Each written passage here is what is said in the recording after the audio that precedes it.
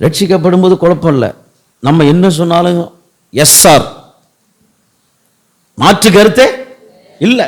Pastor எனக்கு ஒன்றும் தெரியாது பாஸ்டர், நீங்க என்ன சொல்றீங்களோ, நீங்க என்ன சொல்றீங்களோ, ஜெபம் பண்ண சொன்னா ஜெபம் பண்றேன், பாட்டு பாட சொன்னா பாட்டு பாடுறேன், அங்க போக சொன்னா போறேன், இங்க வர சொன்னா வரேன். தரிசனம் கிடைச்சிட்டு அவர் என்ன சொல்ல, என்ன கிடைச்சிட்டு, தரிசனம் கிடைச்சிட்டு, தரிசனம் கிடைச்சிட்டு இனி அவரு சொல்றது மட்டும் நான் செய்ய மாட்டேன்.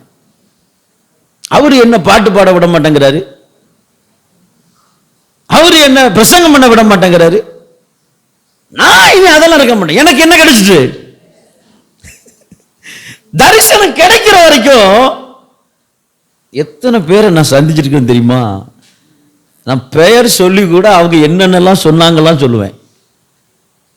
தரிசனம் கிடைக்கிற வரைக்கும் பாஸ்டர் அவங்க சொல்றது என்னன்னா, பாஸ்டர் கர்த்தர் உங்களோடு இருக்கிறார் பாஸ்டர், என்னிடத்துல நீங்க நேரடியாவே பேசுறீங்க, நீங்க பேசுறது எல்லாம் கர்த்தர் பேசுறார் பாஸ்டர்.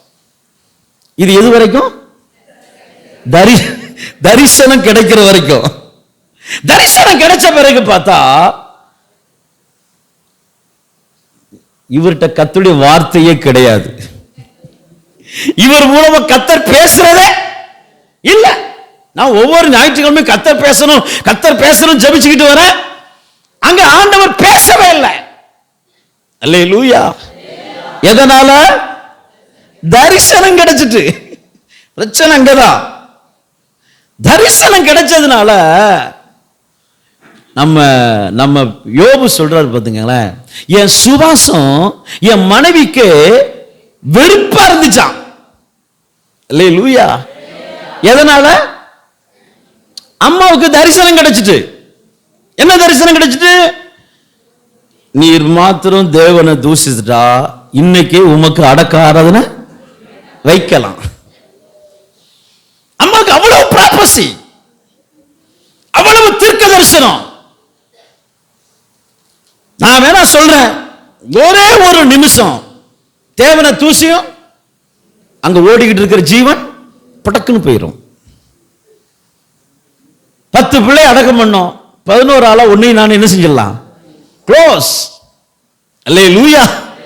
என்ன தரிசனம், என்ன தரிசனம், அக்யூரான தரிசனம். உண்மையா நீங்க கவனிங்க, அம்மா சொன்ன வார்த்தை அவ்வளவு ப்ராபசி. அன்னைக்கு மாத்திரம் அவன் இயேசுவை தூஷித்து இருந்திருந்தானா அவன் ஜீவன் போயிருக்கும். அல்லேலூயா. இந்த தரிசனம் பெற்ற அந்த அம்மாவுக்கு யோபுடைய சுவாசம் வெறுப்பா இருக்குதான். 19 அதிகாரத்துல இருக்குன்னு நினைக்கிறேன், அப்படிதானே? 19-17 வாசிங்க, நீங்க வாசிங்க.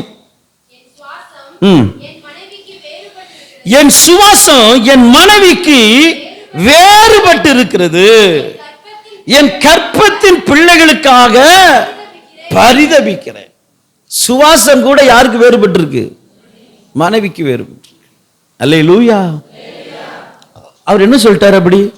என்னம்மா யாமா இப்படி பேசுற? தேவனிடத்தில் நன்மையை பெற்றனா தீமையை பெற வேண்டாமா? ஏன் அப்படி சொல்லிட்ட? உடனே வருது வெளிப்பாடு, நீ தேவனை தூசியம், ஜீவனை விடு. நான் கவனிக்கிறேன், நான் இந்த ஊழிய பயணத்தை இத்தனை வருஷத்துல நிறைய நபர்களை நான் சந்திக்கிறேன், நிறைய நபர்களை நான் சந்தித்து இருக்கிறேன்.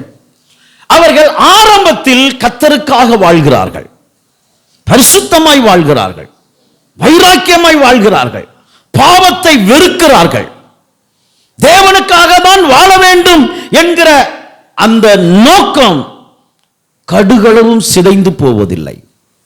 ஆனால் அவர்கள் வாழ்க்கையில் அவர்கள் ஆவிக்குள்ளாகி தேவ தரிசனத்தை பெற்று, தேவ திட்டத்தை பெற்று, தேவ அழைப்பை பெற்று, தேவ காரியத்தை அவர்கள் கண்கள் காணும் பொழுது அவர்கள் வாழ்க்கையில் தடுமாற்றங்கள் வருகிறது. இந்த தடுமாற்றம் பேராபத்து.